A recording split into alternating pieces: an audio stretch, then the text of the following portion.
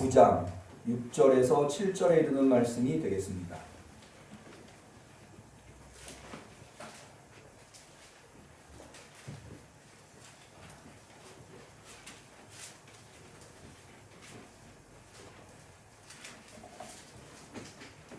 왕이신 그리스도 주일 예배에 사랑하는 우리 함께 성도님들에게 주신 하나님의 소중한 말씀 이사야서 9장 6절 7절 말씀, 우리 마음을 정성껏 우리의 심령에 받는다는 의미로 다 같이 한 목소리로 하나님의 말씀을 받들어 읽도록 하겠습니다.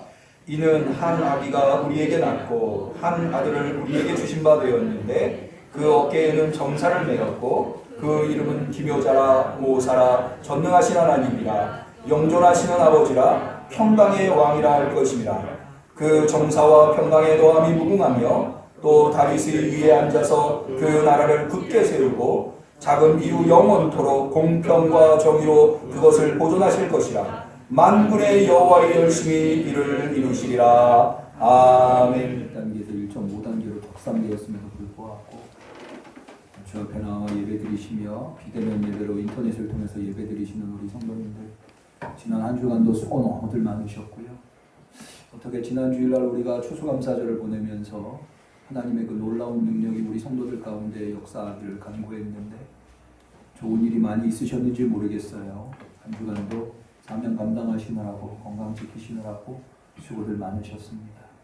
오늘 예배를 통해서 수고하신 우리 성도님들 하나님께서 위로해 주시고 또 돌아오는 한 주간도 갑자기 날이 추워져서 건강에 유념해야 되겠는데 돌아오는 한 주간도 능력으로 살아갈 수 있는 힘을 하나님께서 공급하여 주시기를 주님의 이름으로 간절히 축원합니다. 거듭 말씀드립니다만 오늘은 왕이신 그리스도 주일입니다. 한번 저를 좀 따라해 보실까요? 왕이신 그리스도 주일. 왕이신 그리스도 주일. 이 왕이신 그리스도 주일이라고 하는 주일은 예수님께서 왕이시라고 하는 것을 다시 한 번 더 고백하며 기념하는 그런 주일입니다. 이 주일은 대강절 바로 직전 주일로서 원래는 이 왕이신 그리스도 주일이 1926년에 제정이 되었는데요. 처음에 제정되었을 때는 우리가 지난번에 만성절이라고 하는 절기를 한번 생각해 보았잖아요. 그 만성절 직전 주일로 지켰었습니다. 그 이유가 뭐냐면 만성절이라고 하는 것을 우리가 11월 1일이 지난 11월 첫째 주 주일이어서 그날이 만성절이어서 할로윈데이, 세상에서는 이제 할로윈데이라고 하는 날을 뭐 젊은 사람들이 축제일로 많이 즐기는데 그것과 연관지어서 만성절이라고 하는 것이 어떤 의미인지, 그것은 원래는 성경에 있는 성자들을 기념하려고 했다가 나중에 초대교회에서는 순교자들을 거기에 포함시켰고 그 다음에는 모든 그리스도인, 예수 그리스도를 믿고 세상을 먼저 떠나신 성도들을 기념하는, 그래서 1만 자의 거룩할 성자, 10,000명의 거룩한 자들이라는 의미가 아니라 모든 거룩한 자들을 기념하는 절기로 만성절을 지켰는데 그 만성절 직전 주일에 10월 마지막 주 주일이 되는 거죠. 직전 주일에 왕이신 그리스도 주일을 지켰습니다. 그 만성절 직전 주일이 10월 마지막 주 주일인데 원래 10월 마지막 주 주일은 무슨 주일이죠? 종교개혁 주일이죠. 그런데 사실은 그날을 또 그 왕이신 그리스도 주일로 지킨 이유는 그러니까 예수님을 믿고 세상을 떠나신 모든 성도들은 다 공통점이 뭐냐면 예수님을 그리스도로 고백한 이들이라고 하는 거예요. 그런 의미에서 그 만성절 직전 주일, 10월 마지막 주 주일을 왕이신 그리스도 주일로 지켰다고 하는 거죠. 이 예수님을 왕으로 고백한다고 하는 것은 그만큼 우리 기독교 신앙의 가장 핵심적인 신앙 고백이 되는 겁니다. 여러분, 우리 기독교 신앙의 가장 핵심적인, 물론 사도신경을 우리가 예배 중에 했습니다만은 그거보다도 더 본질적이고 핵심적인 신앙 고백은 예수님을 믿는다라고 하는 것의 가장 핵심적인 내용은 예수님을 그리스도로 믿는 겁니다. 예수님을 그리스도. 내가 예수님 믿는다 하는 것이 사실은 가장 쉽게, 가장 짧게, 가장 단순하게 표현하자면 예수님을 그리스도로 믿는다. 한번 저를 따라해 보실까요? 나는 예수님을 그리스도로 믿는다. 이게 바로 예수 믿는다고 하는 의미의 정확한 표현입니다. 그러면 예수님을 그리스도로 믿는 고백이 있어야 그리스도인이 되는 거예요. 이 고백이 없으면 그리스도인이라고 할 수가 없는 거죠. 그러면 예수님을 그리스도로 믿는다고 하는 것의 의미가 무엇인가? 이것을 정확하게 알아야 되지 않겠습니까? 그래야 그것을 올바로 고백을 하겠죠. 예수님을 그리스도로 고백한다라고 할 때에 우리가 알아야 할 것은 두 가지겠죠. 예수는 무엇이고 그리스도는 무엇이냐. 쉽게 결론부터 얘기하자면 예수라고 하는 이름은 그냥 이름이에요. 제 이름이 뭐죠? 남기은이죠. 이건 예수님이라고 하는 고유명사. 물론 이것은 역사 속에 특정한 인물을 지칭하는 거예요. 그건 누구냐 하면 우리가 잘 알고 있는 2000년 전 유대 땅 베들레헴에 태어나서 목수의 아들 목수인 요셉의 아들로 자라나 결국에는 30여 년의 생애를 끝으로 예루살렘에서 십자가형을 언도받고 거기에서 세상을 돌아가신 운명하신 그 역사적인 인물 예수라고 하는 인물을 그리스도로 고백하는 그리스도. 그 그리스도라고 하는 건 무슨 뜻입니까? 뭐 여러분 다 잘 아시다시피 그리스도는 헬라어죠. 우리나라 말로 번역하면 기름 부음 받은 자라고 하는 뜻이죠. 근데 사실은 이 기름 부음 받은 자라고 하는 말이 그리스도인데 이것을 왜 기름 부음 받은 자라고 하는 것의 표현으로 표현했는가 하면 그리스도로 표현했는가 하면 이것이 원래는 히브리어 메시아로부터 온 거예요. 메시아라고 하는 단어를 헬라어로 번역한 것이 그리스도입니다. 그러니까 메시아라고 하는 것이 사실은 기름 부음 받은 자라고 하는 의미거든요. 그러면 구약에서 메시아라고 하는 것이 가지고 있는 의미가 뭐냐? 그게 바로 통치자, 왕, 임금, 다스리는 자라고 하는 뜻입니다. 여러분 구약에서 보면 기름 부어 세우는 두 직분이 있어요. 첫 번째가 왕이고 두 번째가 제사장이죠. 제사장과 왕을 세울 때는 그래서 사무엘이 사울 왕을 세울 때 기름 붓죠. 또 다윗 왕을 세울 때도 기름 붓지 않습니까? 그러니까 기름 부음 받은 자는 두 종류의 직분이 있었던 거죠. 제사장이 있었고 왕이 있었던 거죠. 그런데 특별히 메시아, 기름 부음 받은 자라고 할 때는 제사장을 지칭하는 것이 아니라 왕을 지칭하는 거예요. 원래 히브리어의 왕을 지칭하는 단어는 멜렉이라고 하는 단어가 있습니다. 여러분 뭐 들어보셨죠? 아비멜렉이라고 왕들의 아버지다. 뭐 이런 의미입니다. 아비라고 하는 말이 아버지 이런 뜻인데 우리나라 말이랑 좀 비슷하네요. 멜렉이라고 하는 단어예요. 그런데 왜 멜렉이라고 하는 단어를 사용하지 않고 통치자, 임금, 왕이라고 하는 것을 메시아라고 하는 단어를 사용하느냐? 그것은 바로 역사적인 반성 때문에 그렇습니다. 이스라엘의 멜렉이라고 하는 왕들이 모두 다 실패했기 때문에. 이게 무슨 얘기냐면 여러분 원래는 이스라엘은 하나님께서 하나님의 백성으로 삼으셨어요. 그 얘기는 뭐냐면 이스라엘의 왕은 누구예요? 하나님이라는 거예요. 그런데 우리가 지난번에 사울 왕을 세울 때에 말씀을 나눴습니다마는 이스라엘이 가나안 땅에 들어와서 블레셋의 침공을 받다 보니까 이 블레셋과 전쟁에서 왕이 없어서 효율성이 떨어지는 거예요. 그래서 사무엘을 찾아와가지고 12지파 장로들이 우리한테 왕을 세워달라. 그래서 왕을 세우게 되는 게 이제 사울이 되는 거죠. 그러니까는 이 사울은 원래는 이스라엘의 왕은 하나님인데 그러니까 하나님의 나라라고 하는 것이 무슨 의미입니까? 하나님의 법, 하나님의 계명, 하나님의 말씀이 구현되는 나라가 하나님의 나라인 거죠. 이스라엘은 원래 그런 나라였어요. 그런데 그 사이에 왕을 세워가지고 왕의 책무는 뭐냐면 바로 그 이스라엘이 하나님의 나라가 될 수 있도록 하나님의 계명, 하나님의 법, 하나님의 말씀을 구현하도록 책임이 있었던 거죠. 그 책임을 감당하는 게 임금 왕이었어요. 멜렉이었다고요. 그런데 역사 속에 어떠한 왕도 이 책임을 완수하지 못했어요. 심지어 다윗 왕까지도 완수하지 못했어요. 그래서 다 실패했죠. 그래서 이스라엘은 결국에는 바벨론의 포로로 끌려가서 나라를 잃어버리고 땅도 잃어버리고 민족의 비극적인 삶을 살아가게 하나님의 백성이 그렇게 된 이유가 뭐냐? 왕의 실패가 곧 백성의 실패였고 그래서 결국에는 포로로 끌려가게 됐다.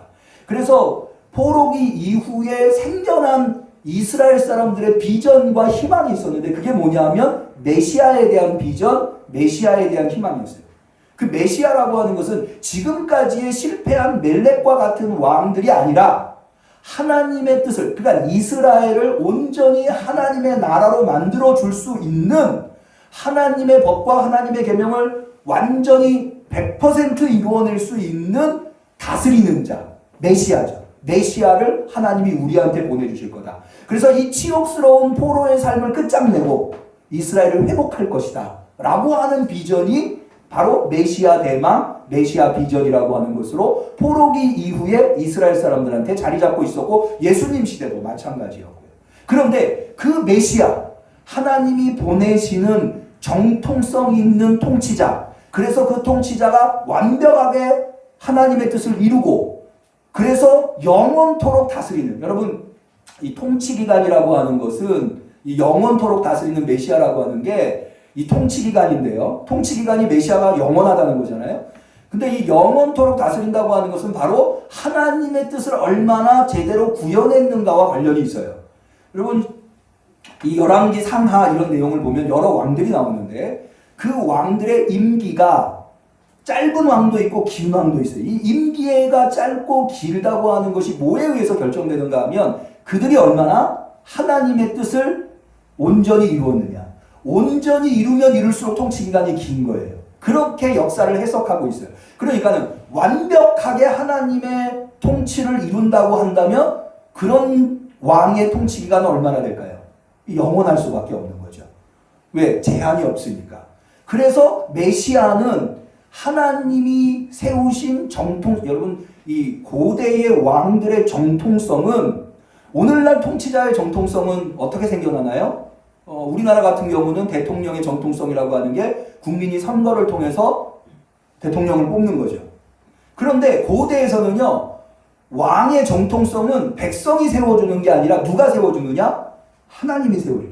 하나님이 임명해야 정통성이 있는 왕이 되는 거예요.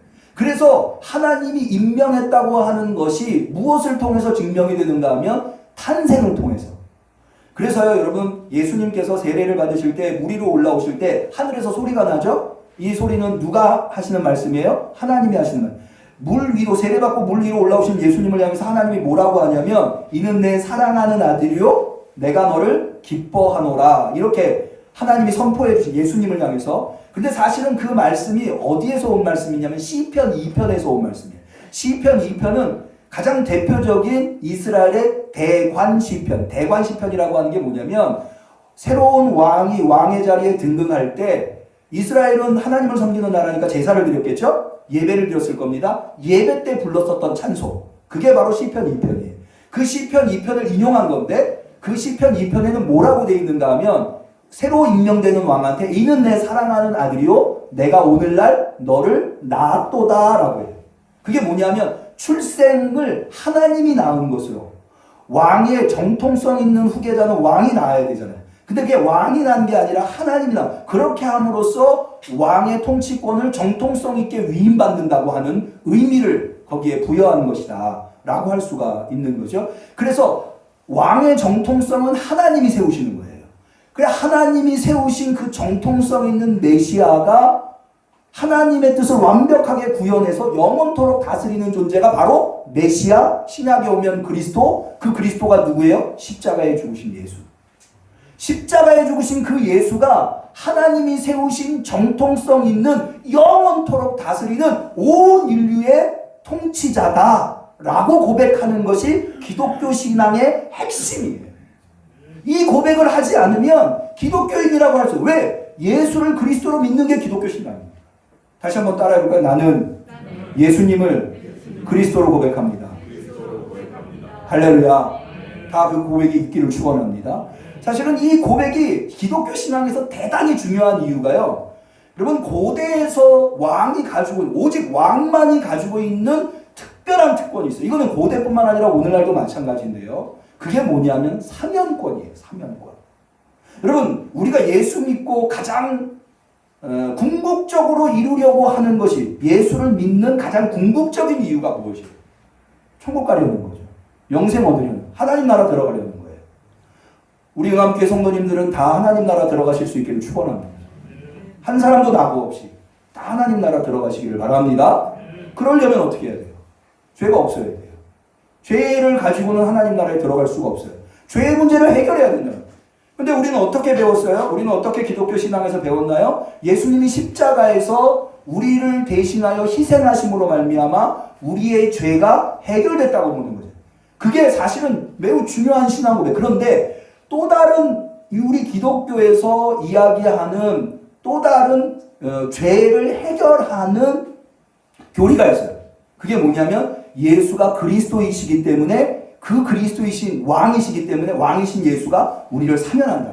그게 사도행전에 베드로의 설교를 통해서 명백하게 드러납니다. 사실 이 예수님이 그리스도이시기 때문에 우리가 사면받을 수 있다고 하는 것은 사도행전에 나오는 설교들의 아주 핵심을 이루고 있어요. 여러분 사도행전에 나오는 설교를 캐리그마라고 하는데요. 캐리그마에는 4가지 요소가 있습니다. 예수님의 십자가의 죽으심, 부활하심, 승천하심, 재림하심. 이 4가지 요소가 사도행전의 설교의 주류를 이루고 있는데, 자, 이것이 왕이신 그리스도와 어떤 연관이 있느냐? 여러분, 예수님이 십자가에 죽으실 때 사실은 왕으로서 죽으시는 거예요. 이제 보겠습니다만은. 예수님이 왕이심에도 불구하고 사람들은 그걸 모르는 거예요. 그래서 예수님이 왕이 아니라 죄인인 줄 알고 십자가에 죽인 거죠. 그랬는데 하나님께서 예수님을 죽음에서 일으켜 세우십니다. 이게 부활이에요. 이 부활의 사건이라고 하는 것이 없다면 예수님이 왕이시라고 하는 것을 우리는 알 수가 없어요. 여러분 십자가에 죽은 사람이 예수뿐입니까? 아니잖아요. 역사 속에 수많은 사람들이 십자가에 죽었거든요. 그런데 우리는 유독 예수님만 그리스도라고 고백하고 있어요. 어떻게 그럴 수 있죠? 사실은 예수님이 십자가에 운명하실 때도 양쪽에 같이 십자가에 매달린 강도들이 있었다는 거예요. 왜 그들은 그리스도가 아니죠? 그것은 오직 예수님만 부활하셨기 때문에. 여러분 예수님의 부활을 믿으십니까? 아니 목사님 예수님만 부활하다니 나사로도 부활했잖아요. 성경에 보면 죽은 사람도 얼마나 많이 살아. 여러분 나사로가 살아난 거를 부활이라고 얘기하잖아요. 왜 그러냐면 부활이란 뭐냐? 죽음의 권세를 이기고 살아나서 영원토록 죽지 않는 거예요. 죽음으로부터 해방돼요. 여러분 나사로가 지금까지 살아있나요? 성경에 죽었다가 살아난 사람들이 지금까지 다 살아있는. 그래서 오늘날까지 역사 속에서 부활하신 분은 오직 예수 그리스도 한 분. 물론 역사를 통틀어서 부활하신 존재가 예수님만 있는 건 아니에요. 우리는 나중에 예수님을 따라서 모두 다 부활할 거예요. 우리 응암교회 성도님들을 다 부활을 믿으시기를 바랍니다. 근데 지금까지는 예수님이 부활의 유일한 열매예요. 그러면 예수님은 왜 부활했느냐? 예수님을 죽음 가운데서 살리신 분이 하나님인데 왜 하나님은 예수님을 살렸느냐? 예수님을 십자가에 못 박은 것이 잘못된 거기 때문에. 왕을 십자가에 못 박은 거예요. 왕을 죄인 취급한 거죠. 이것을 무의로 돌려서 예수님이 하나님이 세우신 정통성 있는 메시아 그리스도라고 하는 것을 하나님이 직접 증명하신 사건이 바로 부활의 사건이에요. 그래서 예수님이 부활하심으로 말미암아 우리는 예수님이 그저 죄인으로 십자가에 죽은 것이 아니라 하나님이 세우신 정통성 있는 온 인류의, 나를 포함해서 온 인류의 구세주 왕이시구나 라고 하는 것을 깨닫게 되는 거예요. 그래서 하나님은 예수님을 부활시키셔서 어떻게 하시죠? 승천하셔서 하나님 보좌 우편에 앉히시죠. 하나님 보좌 우편이라고, 이게 이제 승천과 관련. 하나님 보좌 우편에 왜 앉아 계세요? 하나님 보좌 우편에 앉았다고 하는 것은 하나님의 통치를 예수님께서 이양받았다고 하는 의미예요. 그렇게 왕이시기 때문에 그분이 내려오셔서 온 인류의 왕으로 등장하실 때 그 예수님을 왕으로 수용하고 믿고 따른 사람들. 여러분 세상에는 예수님을 왕으로 인정하지 않는 사람들이 많이 있죠? 그런 사람들은 예수님에 의해서 사명권을 얻을 수가 없어요. 예수님을 여러분 왕으로 인정하지도 않는데 어떻게 사면을 받겠습니까? 왕으로 인정하고 그분의 다스림을 수용한 사람들은 예수님이 왕권을 가지고 오실 때 예수님이 가주신 왕권으로 사면을 받고 그래서 죄의 문제가 해결되고 하나님 나라에 들어가는 이게요 속죄의 개념보다도 훨씬 더 이 캐리그마의 요소를 아주 강력하게 결속하고 있는 왜냐하면 여러분 예수님이 십자가에서 우리의 죄를 대속하셨다고 한다면 그걸로 사실은 끝나거든요. 부활이라고 하는 것도 예수님의 승천과 재림이라고 하는 것도 이 속죄 개념이랑 연결고리가 약해요. 그러나 예수님이 다스리시는 왕이시다. 그 왕이 십자가에 죽었지만 하나님이 그를 왕으로 세우셨다고 하는 걸 증명하시기 위해서 살리셨고 하나님 보좌 우편에 앉히셨고 정해진 날에 우리한테 보내실 거고 그 오신 예수님이 우리를 사면하실 거다. 그래서 우리는 사면받아서 하나님 나라에 들어가게 될 거다라고 하는 것은 이 네 가지 요소 예수님의 십자가의 죽으심과 부활과 승천과 재림이라고 하는 이 캐리그마 핵에 아주 강력한 결속을 이루고 있는 그래서 제가 지금 이렇게 장황하게 설명을 드리는 이유가 뭐냐면 우리가 알고 있고 우리가 믿고 있고 우리가 고백하고 있는 모든 예수 그리스도에 대한 그 고백의 핵심에 뭐가 있느냐? 예수님이 왕이시다. 예수님이 왕이시다. 여러분 이 우리뿐만 아니라 이 성경의 초대교회에 보면은요 복음서에서도 예수님이 명백하게 왕이라고 하는 것에 아주 집요하게 묘사되어 있는 부분이 있는데 마태복음이 그 대표적이에요. 여러분 마태복음을 처음에 딱 펼치시면 뭐가 나옵니까? 예수님의 족보가 쫙 나오죠. 그 족보가 왜 나오는지 아세요? 예수님이 왕이라고 하는 것을 증명하기 위해서 그래요. 여러분 족보가 나오기 전에 마태복음 1장 1절에 뭐라고 돼 있죠? 거기 족보에 타이틀이 붙어 있는데 아브라함과 다윗의 자손 예수 그리스도의 세계다. 이렇게 되어 있어요. 그런데 이 다윗의 자손이라고 하는 것이 굉장히 중요한 키워드예요. 왜냐하면 여러분 솔로몬의 아들 르호보암 시대에 북이스라엘과 남유다로 나눠요. 특이한 역사적 이스라엘 역사의 사건은 이 남유다가 유다와 베냐민 지파가 한 무리가 되고요. 나머지 10지파가 북이스라엘이고 북이스라엘은 여로보암이 왕이 되는데 남유다도 그렇고 북이스라엘도 그렇고 계속해서 정변이 일어나요. 구테타가 일어나요. 근데 북이스라엘은요. 구테타가 일어나고 누가 새로운 왕이 되는가 하면 구테타를 일으킨 사람이 왕이 돼요. 근데 남왕국은요. 구테타를 일으켜도 구테타를 일으킨 사람이 왕이 되지 않고 다윗의 아들을 꼭 왕으로 세워요. 예를 들어서 제가 지금 있는 왕을 구테타를 일으켜서 쳐냈어요. 그렇다고 제가 왕이 되지 않아요. 다윗의 아들이 누구냐? 그를 찾아가지고 왕으로 세요. 왜 그러냐면 이게 시오니즘인데 이 하나님께서 메시아를 그러니까 하나님의 정통성 있는 왕은 다윗의 후손에서 세우시겠다고 했거든요. 그러니까는 예수님이 나사렛에서 요셉 목수의 아들로 자랐잖아요. 그런데 그가 어떻게 일단 예수님이 다윗의 후손이 돼야 메시아가 될 수 있으니까 예언을 이루는 거니까. 그래서 이 마태복음 1장에서 제공하는 족보는요, 예수님이 다윗의 후손이라고 하는 것을 증명하는 데에 초점이 맞춰져 있는 거예요. 여러분 마태복음의 특이한 예수님의 탄생 이야기가 동방박사 이야기죠. 마태복음에만 나오는 이야기인데 동방박사 이야기에서 아주 상징적으로 보이는 게 별이죠. 별. 여러분 이 별이라고 하는 것이 무슨 의미를 가지고 고대에서 별은요, 특이한 별, 대단히 이상한 별. 이 별은 고대의 역사를 바꿀 만한 통치자가 태어났을 때 보이는 징조예요. 그거를 따라서 동방의 박사들이 온 거죠. 그래서 이 박사들이 예루살렘에 와가지고 헤롯 궁전에 와서 헤롯 왕한테 물어보는 질문에 명백하게 이 별이 왕을 상징한다고 하는 것을 알 수 있어요. 이렇게 얘기해요. 유대의 왕으로 나시니가 어디 계시며? 동방 박사들은 누구 찾아왔어요? 왕 찾아온 거예요. 왕. 유대의 왕으로 나시니가 어디냐? 여러분 예수님이 재판받으실 때도 이 예수님의 재판에서 증명하려고 하는 것은 다른 게 아니었어요. 예수가 왕이냐 아니냐. 이것만 계속해서. 여러분 예수님이 체포되셔서 재판받으실 때 제일 먼저 끌려가서 재판을 하는 사람이 대제사장이었어요. 이 대제사장 앞에 예수님 겟세마네 동산에서 체포돼가지고 대제사장 앞에 끌려왔어요. 같이 온 사람들이 막 이 말 저 말 하면서 예수님을 고소하는 거예요. 대제사장이 다 예수님이 아무 말도 안 하니까 거기에 대해서 아무 말도 하니까 대제사장이 예수님한테 단도직입적으로 물어봐요. 뭐라고 물어보느냐? 마태복음 26장 63절에 내가 너로 살아계신 하나님께 맹세하게 하노니. 그러니까는 대제사장이 예수님한테 너 하나님 두고 맹세해봐. 그러면서 뭘 물어보냐면 내가 하나님의 아들 그리스도인지 우리에게 말하라.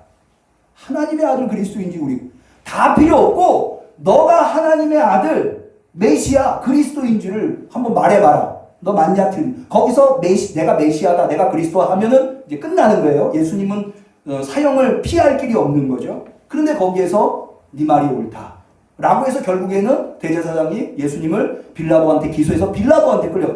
빌라도 앞에 가서도 역시 이 재판의 핵심은 뭐냐면 예수가 왕이라고 했느냐 안 했느냐예요. 마태복음 27장 11절에 보면 빌라도 총독이 예수님한테 이걸 물어보면 내가 유대인의 왕이냐? 예수께서 대답하시되 내 말이 옳도다 라고요. 그러니까는 지금 예수님의 재판 과정에서 증명되는 건 뭐냐면 예수님이 왕이라. 예수님이 십자가에 달리시는 사건도 마찬가지인데요. 여러분 예수님이 십자가에 달리시기 전에 채찍을 맞고 로마 군인들한테 조롱을 당하죠. 근데 그때 당시에 로마 군인이 하는 행동들이 있어요. 먼저 뭘 하냐면 옷을 다 벗긴 다음에 홍포를 입혀요. 홍포가 뭐냐면 붉은색 옷을 이야기합니다. 당시에 붉은색 옷은 로마 황제만 입을 수 있는 옷이었어요. 여러분 왜 우리나라 그걸 속담이라고 하면 좀 그렇고 왜 빨간색으로 이름 쓰면 그 사람 죽는다는 말 있잖아요. 네. 저는 목사인데도요. 그게 어디를 가서 제 이름을 요즘은 뭐 이름 쓸 일이 많으니까. 근데 빨간색 볼펜밖에 없으면 왠지 좀 꺼려지는. 여러분 안 그러시는지 모르겠어요. 예, 제가 목사인데도 좀 그런. 근데 예전에 제가 들은 얘기인데요. 왜 그런 말이 생겼느냐? 이 중국에서는 빨간색이 그렇게 희귀한 색이었다 하더라고요. 그래서 그 빨간색은 누구밖에 못 쓰냐? 황제밖에 못 쓴대요. 황제 이름만 빨간색으로 쓸 수 있었대요. 그러니까 누군가 자기 이름을 빨간색으로 썼다는 거는 뭐가 되겠다는 거예요? 예, 자기가 황제가 돼. 그러니까 살 수가 있나? 이 영모인데? 이거는 이제 처형당할 수밖에 없어요. 그래서 빨간색으로 이름 쓰면 죽는다 이런 말이 생겼다고 어떤 언어학자가 이야기하는 것을 제가 들은 적이 있습니다. 그러니까 빨간 옷을 입었다고 하는 것은 그걸 의미해요. 군인들이 그걸 입혔어요. 발가벗겨가지고. 이게 뭐예요? 예수님이 자신을 왕이라고 했으니까 거기에 조롱하는 거예요. 뿐만 아니라 예수님 머리에 쓰신 게 뭐였죠? 가시면류관. 가시면류관 왜 쓰셨어요? 예수님이 자신을 왕이라고 했습니다. 당시에 왕들이 왕관을 썼잖아요. 그리고는 이 로마 군인들이 예수님의 손에 들려놓은 게 있어요. 그게 바로 갈대예요. 갈대. 갈대를 왜 예수님 손에 들렸는가 하면 당시의 왕들은요. 홀이라고 하는 지휘봉을 가지고 있었어요. 그걸 대신해서 예수님 그래가지고 들려가지고 거기다 엎드리고 절하고 그것을 뺏어가지고 예수님 머리를 때리면서 네가 유대의 왕이냐? 막 이러고 있는 이게 다 예수님이 왕이라고 말씀하셨기 때문에 그렇게 조롱당하고 그렇게 비참한 모습을. 그래서 여러분 예수님이 십자가에 달리실 때 로마에서는요 십자가에 달릴 때 십자가에 죄목을 적게끔 되어 있었어요. 그게 이른바 명패라고 하는 건데 그 죄목이 뭐예요? 유대의 왕이에요. 그러니까 이 이야기들이 쭉 정리되는 걸 보면 명백하게 예수님은 뭐 때문에 죽으신 거예요? 자기가 유대의 왕이라고 얘기했기 때문에 죽으신 거예요. 여러분 예수님께서 이 땅에서 원하셨던 것 예수님이 우리에게 가르쳐주신 소원, 예수님의 소원이 담겨있는 그래서 너희도 이렇게 기도해야 된다라고 가르쳐주신 게 주기도문이죠. 주기도문이 모두 6개의 청원으로 소원으로 이루어져 있어요. 앞에 있는 3가지는 하나님에 대한 소원이고요. 뒤에 있는 3가지는 인간에 대한 소원인데 앞에 있는 3가지가 더 중요해서 앞에 나온 거예요. 앞에 있는 3가지가 뭐예요? 하나님의 이름이 거룩히 여김을 받으시며 그 다음에 나라가 임하시며 뜻이 하늘에서 이룬 것처럼 땅에서 이루어지다. 이 땅에 하나님의 나라를 세우는 것. 그것이 바로 예수님이 이 땅에 오셨고 이 땅에서 하시려고 했던 거였어요. 그러니까 그건 누가 하는 책무였어요? 왕이 하는 책무. 그래서 예수님은 명백하게 왕으로서 이 세상에 오셨다라고 하는 거죠. 여러분 예수님이 왕이라고 하는 고백은 초대교회에도 면면하게 이어져 있는 것을 볼 수가 있습니다. 베드로가 솔로몬 행각에서 사도행전 3장에서 설교하는데요. 여러분들 잘 아시는 안진뱅이 거린이 40년 동안 은과 금은 내게 없지만 내게 있는 것으로 내게 주노니 나사렛 예수의 이름으로 일어나 걸어라 해가지고 그 기적을 보고 많은 사람들이 모였을 때 베드로가 거기서 설교를 하죠. 그때 베드로가 이런 이야기를 합니다. 그러므로 너희가 회개하고 돌이켜 너희 죄업 시험을 받으라. 이게 죄업 시험을 받으라는 얘기가 사면을 받으라는 이야기예요. 죄업 시험을 이같이 하면 유쾌하게 되는 날. 여러분, 죄인이 유쾌하게 되는 날이 어떤 날일까요? 죄가 해결된 날이겠죠. 유쾌하게 되는 날이 주 앞에서 이를 것이요 또 주께서 너희를 위하여 예정하신 그리스도 곧 예수를 보낸다. 예수님이 그리스도로 오신다는 거예요. 다시 말해서 다스리는 자로 오신다고 하는 거예요. 그렇게 되면 어떻게 되느냐? 하나님이 영원 전부터 거룩한 선지자 입을 의탁할 말씀하셔 만유를 회복하실 때까지 하늘이 마땅히 그를 받아들이라. 그러니까는 예수님께서 온 인류를 다스리시는 왕으로 오실 때까지 예수님은 하늘 보좌에 계신다라고 하는 것이 베드로의 솔로몬 설교의 핵심이었다라고 하는 거죠. 바울은 디모데에게 이런 말을 합니다. 디모데전서 6장 14절에 우리 주 예수 그리스도 나타나실 때까지 점도 없고 책망받을 것도 없이 이 명령을 지키라. 예수님의 명령을 지키라는 거예요. 기약이 이르면 하나님이 그의 나타나심을 보인 예수님이 재림하실 것이다. 하나님은 복되시고 홀로 한 분이신 능하신 자 만왕의 왕이시며 만주의 주시다 라고 해서 예수님의 통치권. 여러분, 마태복음 예수님이 부활하셨을 때 제자들한테 부활한 예수님이 나타나셔서 뭐라고 말씀하십니까? 하늘과 땅의 권세를 내게 주셨으니. 이게 뭐예요? 왕이라는 거예요. 여러분, 이게 묘하게 마태복음 4장에 나와 있는 사탄의 세 가지 시험과 연결해요. 사탄의 마지막 시험이 뭐였어요? 너 나한테 절해라. 내가 너한테 이 세상을 다스릴 수 있게 해주겠다. 왕권 주겠다는 거예요. 그런데 예수님은 그걸 거부하죠. 오직 주 너희 하나님만을 섬겨라. 사탄아 물러가라. 그렇게 철저하게 하나님의 뜻을 이루어 주신 예수님께서 비로소 부활하심으로 말미암아 하나님으로부터 왕권을 하늘과 땅의 권세를 내게 주셨으니 너희는 모든 족속으로 제자를 삼아 아버지와 아들과 성령의 이름으로 세례를 주고 내가 너희에게 분부한 모든 것을 가르쳐 지키게 하라. 볼지어다 세상 끝날까지 내가 너희와 함께 하리라. 영원히 다스리시겠다라고 하는 말씀이 거기 있는 겁니다. 오늘 본문으로 좀 와보죠. 이사야서 9장 6절 7절은 읽어보셔서 알겠지만 여기가 바로 유대인들이 가지고 있는 메시아 비전, 메시아 대망을 단적으로 묘사하고 있는 하나님의 말씀이에요. 여기에 한 아기가 태어났는데 이 바로 메시아예요. 이 아기가 가지게 될 이름이 5가지로 나와요. 그게 뭐냐면 기묘자라, 모사라, 전능하신 하나님이라, 영존하시는 아버지라, 평강의 왕이라. 한번 다시 꼽아볼까요? 기묘자, 모사, 전능하신 하나님, 영존하신 아버지, 평강의 왕. 제가요 사실 외우는 거를 되게 못해요.